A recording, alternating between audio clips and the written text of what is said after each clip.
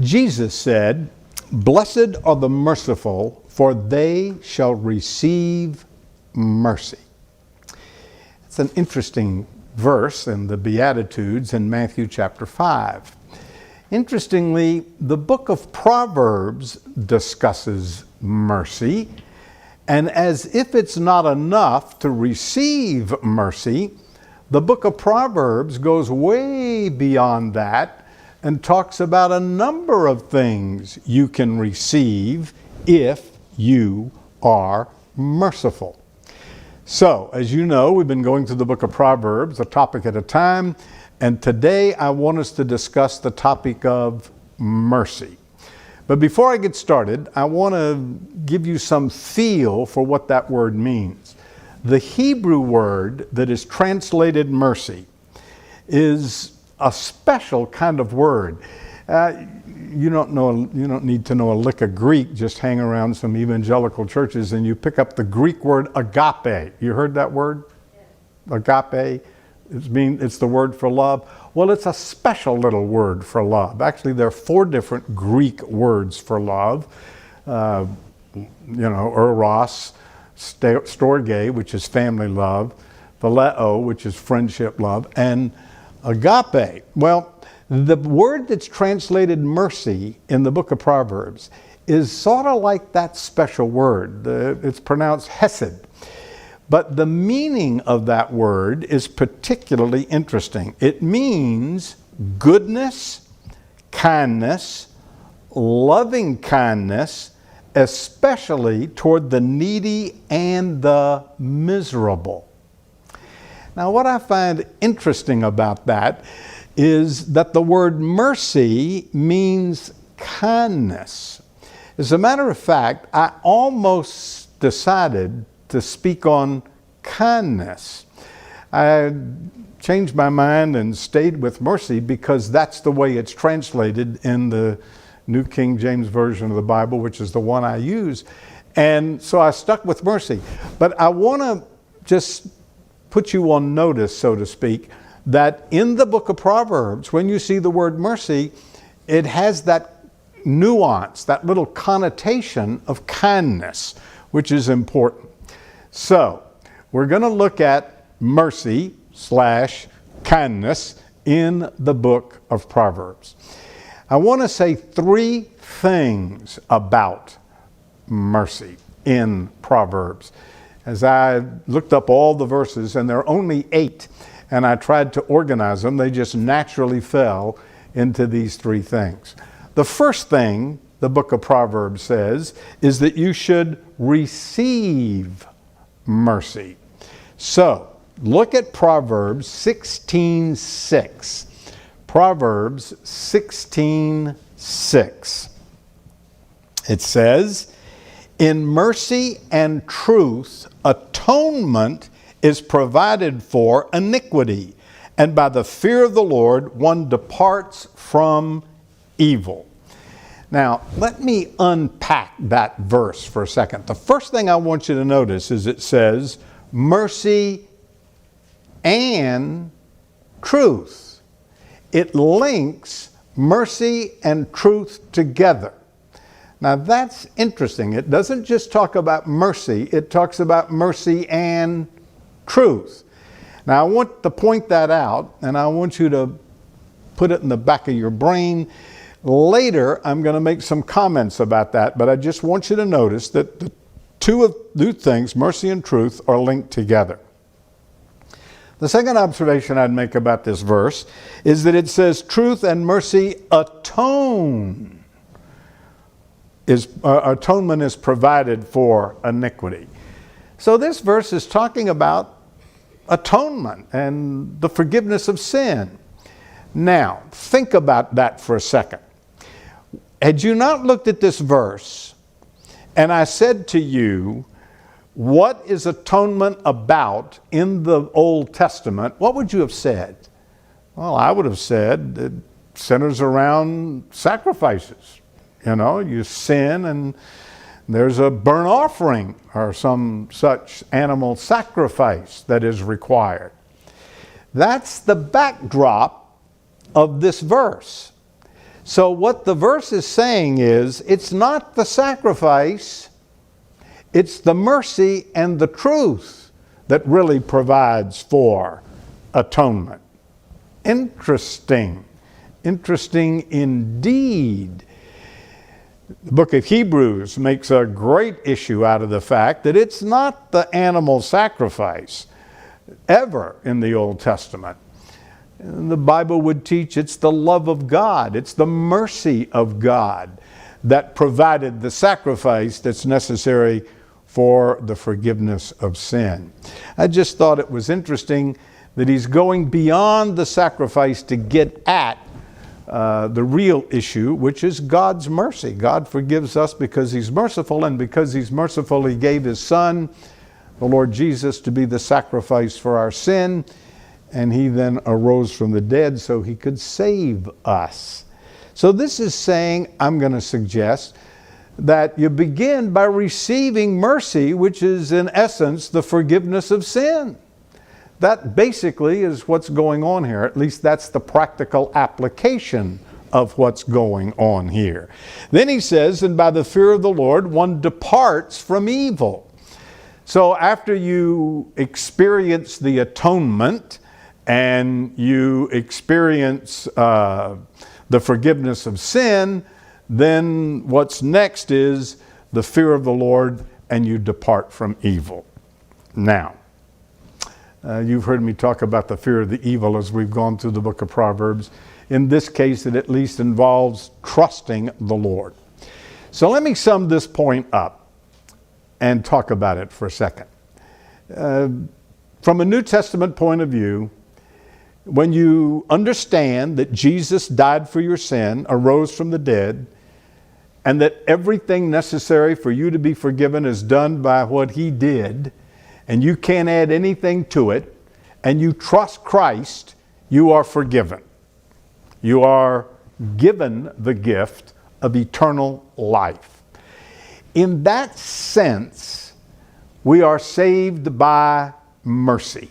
As a matter of fact, Titus chapter 3 says that we are not saved by our works, our good works, but by his mercy he hath saved us. That's Titus 3:5. So, let's begin the discussion of mercy by saying the first thing you have to do is receive mercy.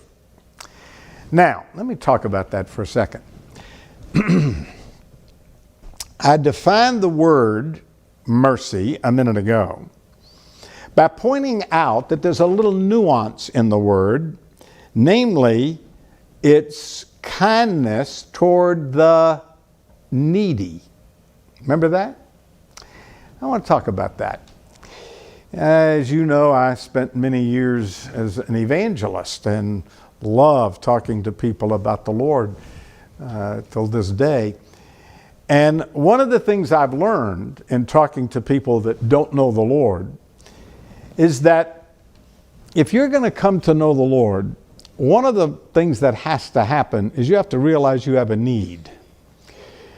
I think that's a big issue. I've often said getting people saved is easy. Getting them lost is the problem.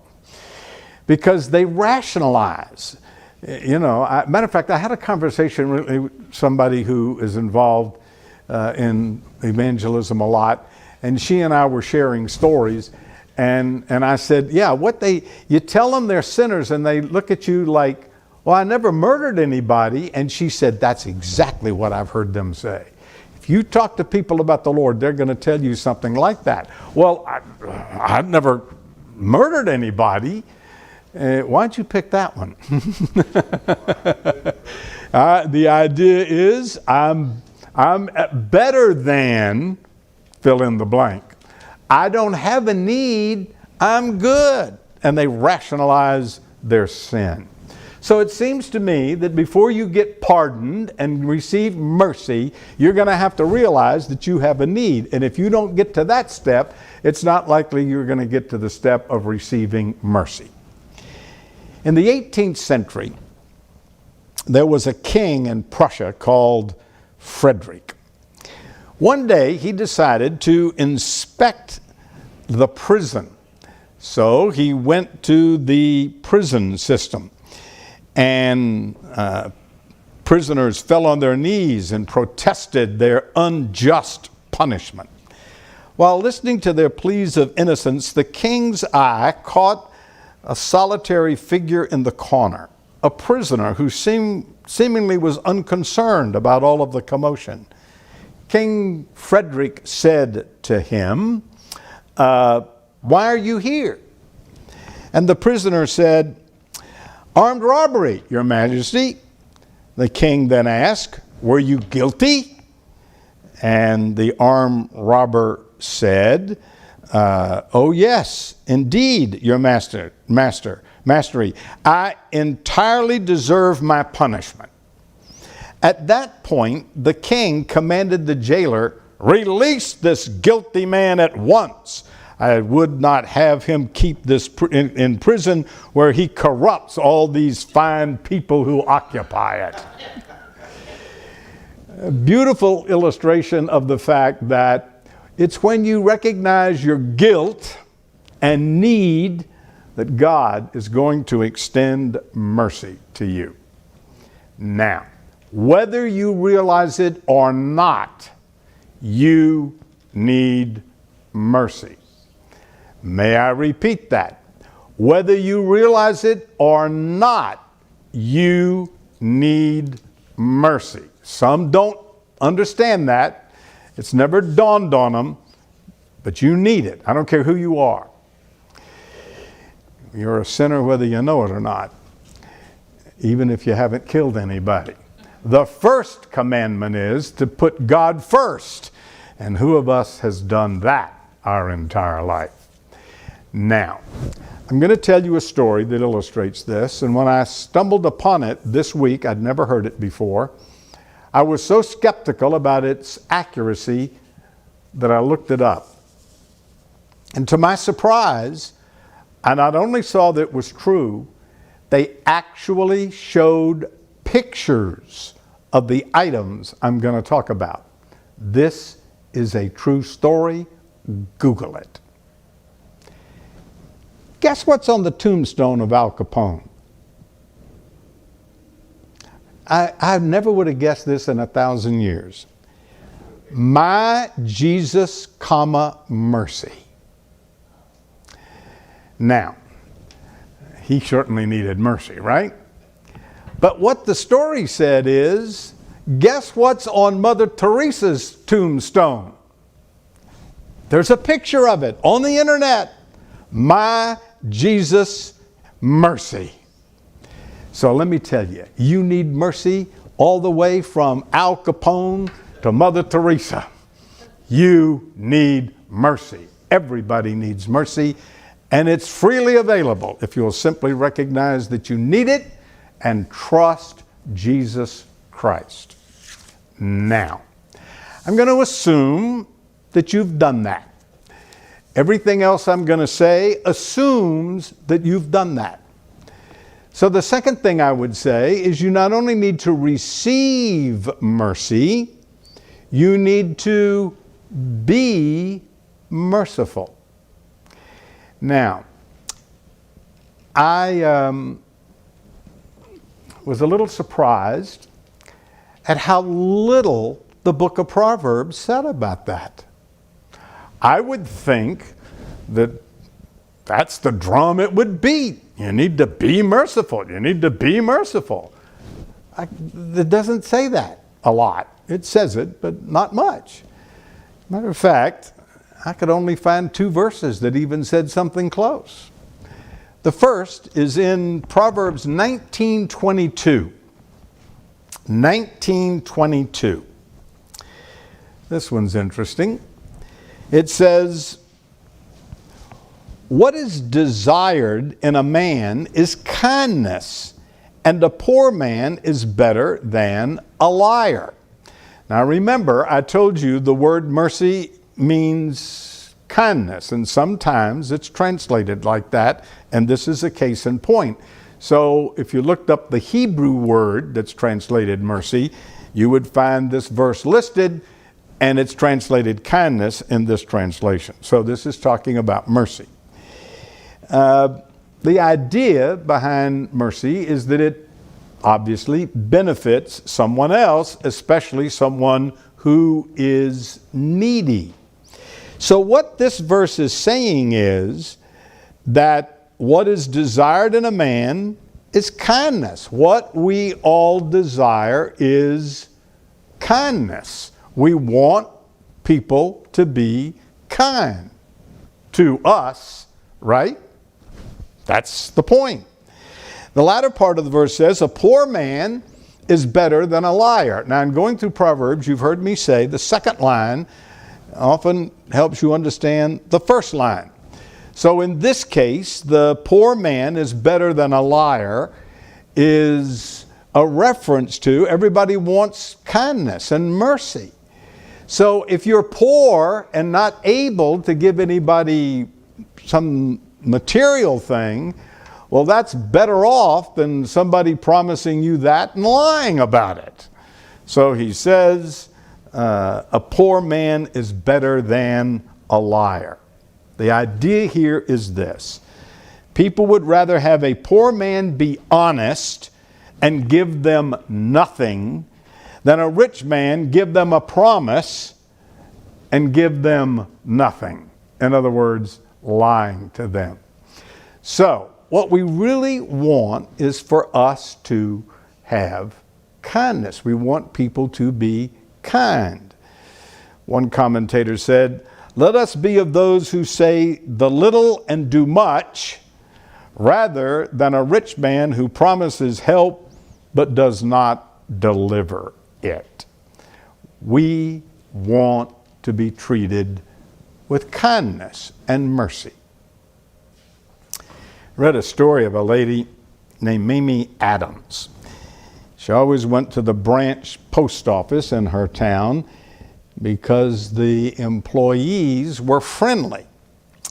She went there to buy stamps just before Christmas one year, and the line was particularly long. Someone pointed out that she didn't need to stand in line because there was a stamp machine in the lobby. And she said, I know, but the machine doesn't ask me about my arthritis. What we want is simply a kind word, right? None of us like a harsh word. We want to be spoken to with kindness. All right, the second proverb that says be merciful or kind is in Proverbs 31:26. The last chapter of Proverbs, verse 26. Now let me say a word before we look at the verse. The last chapter is about the virtuous woman. That's the King James translation, and that's the way she's known, the virtuous woman. It goes into great detail to describe the virtuous woman. But if you look at what's being said, it's a whole lot more than just having virtue. It's a whole bunch of things about her, and we're going to get to that eventually, and I'll go through all that. I discovered that the word virtue in that chapter isn't talking about ethics or morality. It's talking about excellence. As a matter of fact, that word is translated that way elsewhere in the book of Proverbs. So I call her the excellent woman, or the excellent wife and mother. When we get to her, I'll explain all that in detail. But I bring that up now because this verse gives one of her characteristics.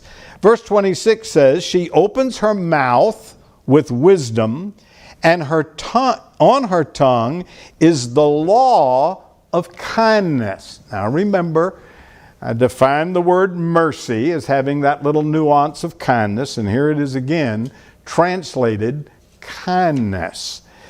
The point is, she opens her mouth, and when she does, out comes wisdom and kindness. And if you look at the context, she has words of wisdom for her children, her maid servants in verse 15, as well as other people. The point I want to make is that she is speaking kindness, mercy. We often think of mercy as doing something, but mercy can be saying something. Kindness is said as well as some action that you do. So that she speaks kindness, and she's not trying to display her knowledge or impress other people. And the whole idea is she's trying to benefit them. So her words are designed to benefit someone who has some kind of need. And in this case, it may be emotional. One commentator said, her speech is not sarcasm, it's not sanctimonious, it's sane and sensible. She speaks kindly. And she's consistent with it. It's not a rare thing with her. She does it all the time. In all places, to all people. She is a kind person, and kindness comes out of her mouth. Proverbs would say that being merciful then is speaking kind words. I think at this juncture, my wife should be the one speaking instead of me. She's better at this than I am. But I've stumbled upon something that I've done. I don't know how I did this or why I did this. I just did it, and I got such a reaction, I kept doing it. Some time ago, I went to the bank, and I had a very simple transaction. I wanted to deposit one check. That's about as simple as it can get. I didn't want cash back. I just wanted you to put it in the account. So I slipped the check and the deposit slip to the teller, and she did her thing and handed me a receipt. And before I walked away, I said to her, may all your transactions today be as trouble-free as this one. The reaction I got surprised me. I thought I was being cute. And she said, oh, thank you. She really appreciated that kind word. I wasn't thinking about being kind or merciful. I think I was thinking about being cute. But such a reaction, and I thought, I'm going to try that again. Every time I've done it, it's worked. They immediately smile, and they immediately say thank you. As a matter of fact, I've done it on the phone. You ever have to call a company and get some information? You know, it happens all the time. You can't exist these days without doing that kind of thing. And they give it to me, and I say, if it's real simple, and then I say, may the rest of your day be as trouble-free and as easy as this one. I can see the smile in their voice, and they say, oh, thank you. I'm amazed at the reaction I get from just saying a kind word. Wasn't even thinking about doing that. Just did it to be cute. But I think people want that. And people appreciate that. And we as Christians who have received mercy ought to dispense it. And it isn't going to cost you anything. You can do it with your tongue. Speak a kind word. As a matter of fact, I'm going to give you a homework assignment.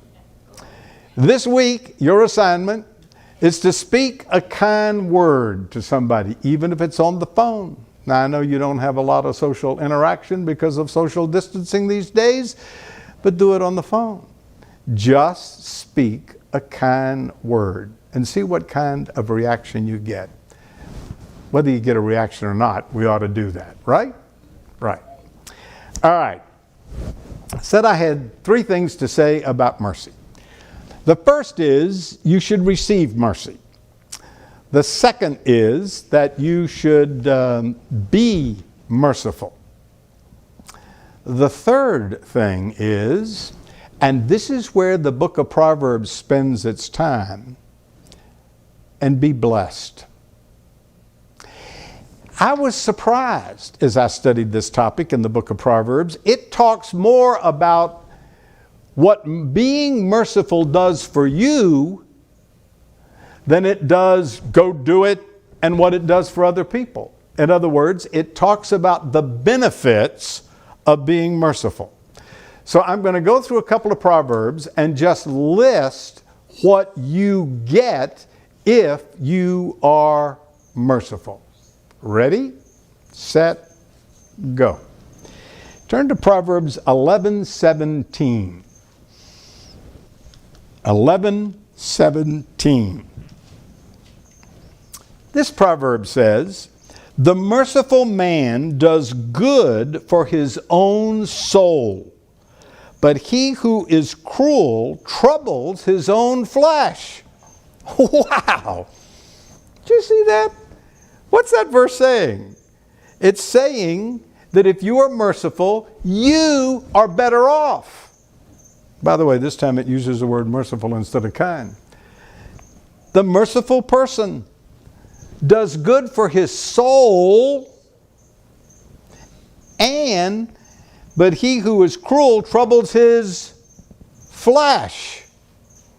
So if you are kind, you're better off body and soul, internally and externally. According to that proverb, being cruel can adversely affect your body. And I assume, given the fact that these two statements are in juxtaposition, that being kind is good for your body. Is that true? Is that scientifically true? That's the new buzzword these days. Is that scientifically true? A number of years ago, I read an article in the Los Angeles Times. Now, as you know, I love sermon illustrations and I collect them. And at the time, I didn't have a need for it, but I made a notation. And I came across it in my notes. And this is what the article said. It said that researchers have found that doing good for others has mental and physical benefits. Interesting. It's scientific. One commentator on this verse said that the British Medical Journal once said that there is not a tissue in the human body that is not wholly removed from the spirit. A cruel disposition takes its toll on the body. One having such a temperament troubles his own flesh. The latter part of that is from the commentator, but he's referring to the British Medical Journal that says the body and the soul are intertwined. Now, later in this series, I'm going to get to that. There are a number of proverbs that suggest that.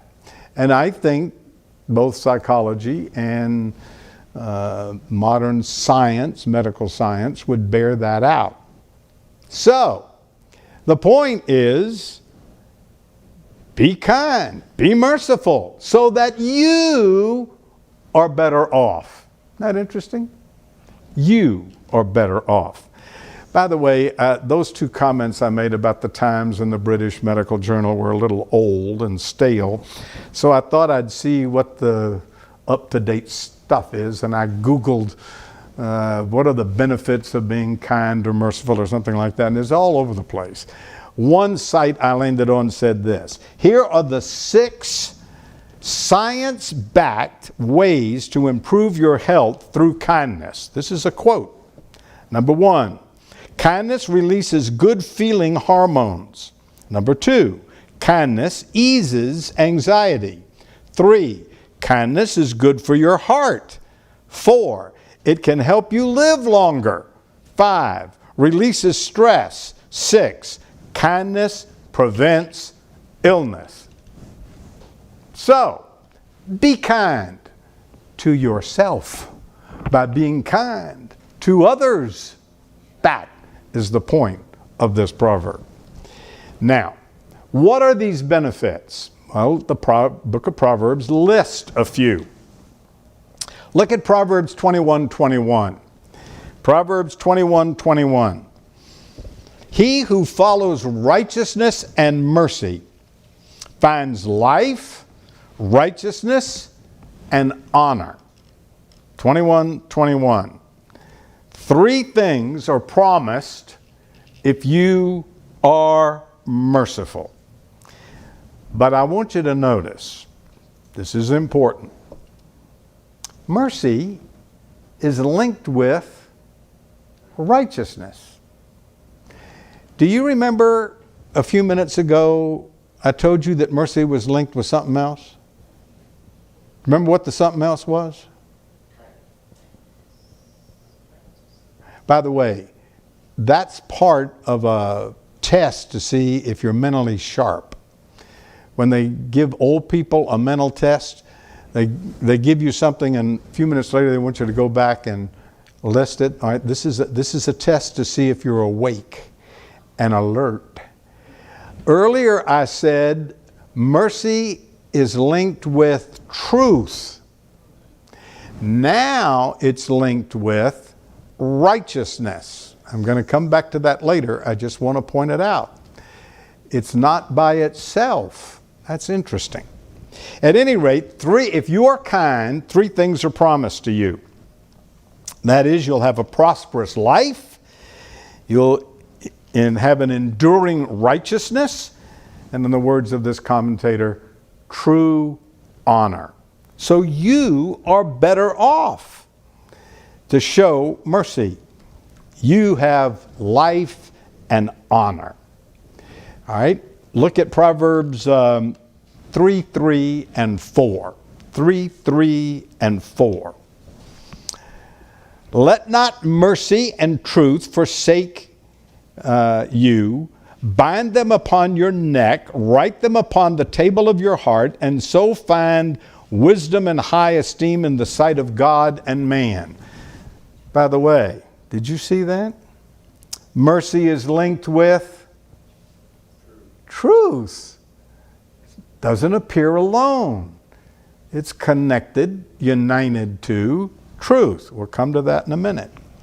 At any rate, these 2 verses promise you, or exhort you, I should say, to hang on to it. So it says, don't let it forsake you.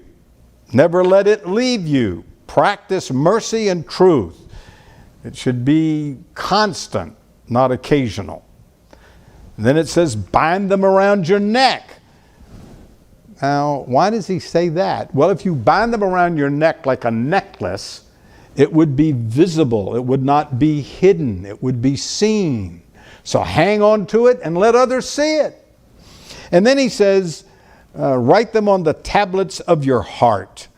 Let them be not just external conduct for show, but an internal controlling principle of your heart. Fascinating. He's saying, get mercy and get truth and don't ever let it go. Now, the end of those 2 verses says, and you will find favor and high esteem in the sight of God and man. So the point is, show mercy and truth, and you're better off. You get not just life and honor, you get favor, and not just from man, but from God. So you are better off if you are a kind person. God smiles on his children when they exercise mercy and truth. Human beings treat people with favor when they practice mercy and truth. There's one other thing I want to mention. Actually, there's 2. But the next one pertains just to kings. Look at chapter 20, verse 28. Mercy and truth. There it is again, linking mercy and truth together. Preserves the king, and by loving kindness he upholds his throne. So this is simply saying that if you are a ruler at any level, and you practice mercy and truth, you will preserve your position. You will maintain your power. People respect leaders who are characterized by mercy and truth. Or as someone has said, love and loyalty keeps a leader in leadership. So there is protection of your job, so to speak. But there's one more benefit, and this one I think is super important. I saved it for last, deliberately. It's Proverbs 14:22. Proverbs 14:22. Do they not go astray who devise evil? But mercy, and there it is again, linking mercy and truth together. At any rate, it says mercy and truth belong to those who devise good. Now, simply put, if you practice evil, you're going to go astray from mercy and truth. But mercy and truth belong to those who do good. Now let me turn it around. Do good, and what do you get? It belongs to you. Mercy. So this verse is at least implying that God shows kindness to them, and as true to his promise, he rewards you with mercy if you practice mercy. Or to say it simply, I started with this. Jesus says, "Blessed are the merciful, for they shall receive mercy." Now, we need to talk about that. If you are merciful, you receive mercy. When? Now? Sure. We just saw that a minute ago. How about later? When Jesus said, "Blessed are the merciful, for they receive mercy," it's the introduction to the Sermon on the Mount. It's in the Beatitudes. And what most people don't realize is that those Beatitudes are talking about being rewarded. You shall inherit the earth. Remember that phrase? At the end of it, it says, "Great is your reward in heaven."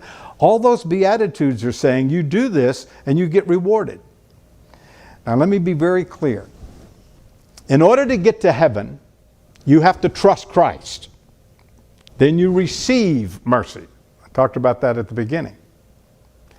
Now what I'm suggesting is, and if you go show mercy in word or deed, you get rewarded in heaven.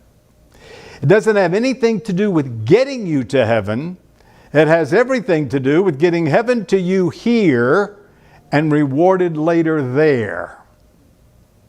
Turn to the book of James. Turn to the book of James. In chapter 1, James says, "Be a doer of the word and not a hearer only." And he immediately describes that as visiting the fatherless and widows in their affliction. Then, and there's a chapter break at that point, in chapter 2, he immediately discusses the case of the nearsighted usher, my version.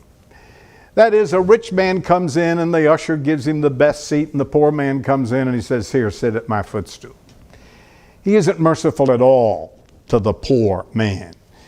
He is very kind to the rich man. Now, in the end of that discussion in chapter 2, he says in verse 8, "But if you fulfill the loyal law, according to the scripture, you shall love your neighbor as yourself, you do well." The royal law, the one that rules all laws, is go love people, including poor people. Be kind to poor people. Now he goes on and says some other things about it. Now I want you to look at verse 12. "So speak kindness. So do acts of mercy, as those who will be judged by the law of liberty." Now in verse 8 he called it the royal law. Now he's calling it the law of liberty. That's a contradiction. It's an oxymoron. Laws restrict. Not the law of love. It frees you up. So he says this is the law of love, the royal law, the law of liberty by which we're going to be judged. And this is what he says. Verse 13.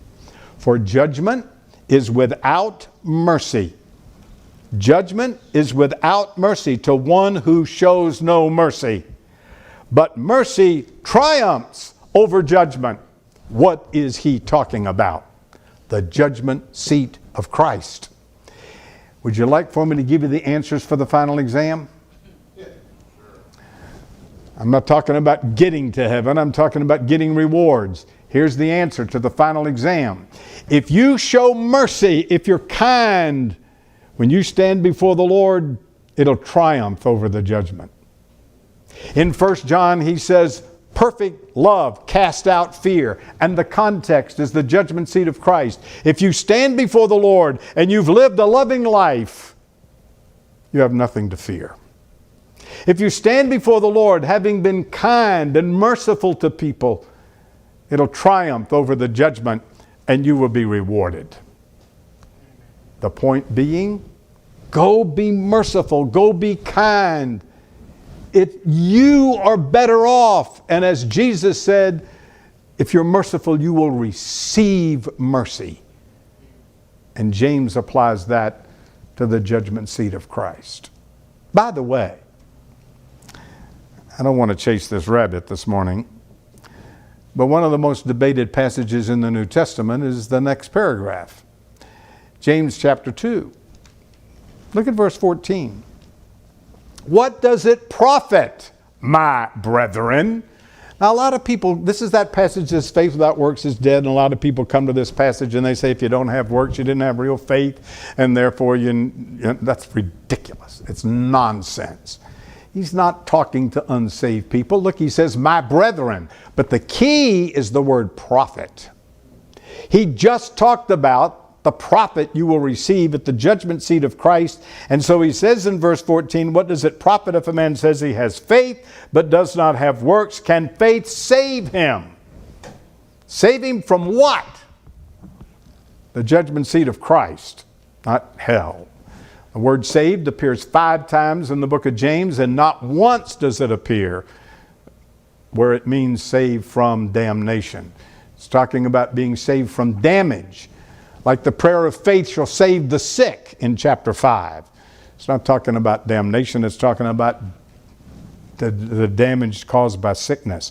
So what he's saying in this passage is, if you say you have faith, but you don't show mercy to people, which is the whole context, starting back in chapter 1. What profit is there? Is that going to save you from the judgment at the judgment seat of Christ? No. So, what should you do? Look at verse 15. If a brother and sister is naked and destitute of daily food, and he goes on. What should you do? Go show mercy to people. That's what you should do, because that's the basis on which you are rewarded. All right. How are we doing? What I've said so far is real simple. If you receive mercy and are merciful, you will be blessed with life and honor and favor and mercy all the way up to the judgment seat of Christ. Put simply, the sum is, you've received mercy, so do what's best for you and go do something that's good and kind and merciful for somebody else. Now, I want to conclude by making 2 observations. One is, I've pointed out throughout that mercy is linked together with truth and righteousness. That's important. They appear often together in the Bible. Mercy without truth is too soft. Truth without mercy is too hard. Together they are just right. Truth without mercy is rigid justice. Mercy without truth is undisciplined leniency. Someone has said, a God of all mercy is a God unjust. Mercy must be righteous mercy, and righteousness must be merciful. They go together. Now, I'm going to say something that some of you have heard me say many, many, many times. Matter of fact, this is one of the most important things I say. if you want to understand the Bible, please hear me. The Old Testament says God is holy, Leviticus chapter 11. The New Testament says God is love, 1 John chapter 4. Now, if you read your Bible carefully, you will note that clustered around holiness is truth and righteousness, justice, and clustered around love is kindness and mercy and grace. That is what God is like. That is what Jesus is like. John chapter 1 says he's full of grace and truth. So I've spoken on mercy, but I dare not speak on mercy without speaking about truth and righteousness. In the Bible, they go together. That's what God is like, and that's what God wants His children to be like. So be merciful, but not at the expense of truth and righteousness.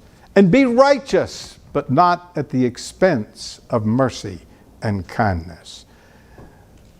Doing both of those things is what spiritual maturity is all about. One more point. This is rare. So I want to look at one more proverb. In Proverbs 20 verse 6 it says, most men will proclaim their own goodness. And that's the Hebrew word for mercy and kindness. But who can find a faithful man? There are a lot of people who think they are merciful or kind. There are some who will say they are kind. But Solomon says, who can find a faithful man? Who can find someone who does that all the time? That's his challenge, which leads me to say, it's rare. People proclaim their love and their kindness and their mercy, but it's hard to find men who are truly faithful to their proclamation. The point is, be kind. The issue is not your promise, the issue is your performance. Just go be kind. You're better off. It's good for you. Not to mention what it'll do for other people. That's your homework assignment. Be kind. Adrian Rogers, who I mentioned recently in a sermon, was the pastor of a mega church in Memphis, Tennessee. He has a message entitled The Magnificence of Mercy. And in it, he says that there are three classes of people in every community. Number one, the beater-uppers. Those who kill and destroy. Those who say, what is yours is mine and I'm gonna get it. The second class of people he calls the passer-uppers. Those who those who see the need but walk on by. What is mine and I'm gonna keep it. And the third class of people, he says, are the picker-uppers. Those who move from notion to emotion, and from emotion to devotion. What's mine is yours, and I'm going to help you. Your assignment for this week and for the rest of your life is don't be a passer-upper, but be a picker-upper. Be kind. Father, thank you for the kindness that you have shown toward us through your Son, the Lord Jesus. And Father, thank you for the privilege to be kind to others, to show them the kindness you've shown toward us. Thank you for this reminder. And grant us the grace to be gracious. In Jesus'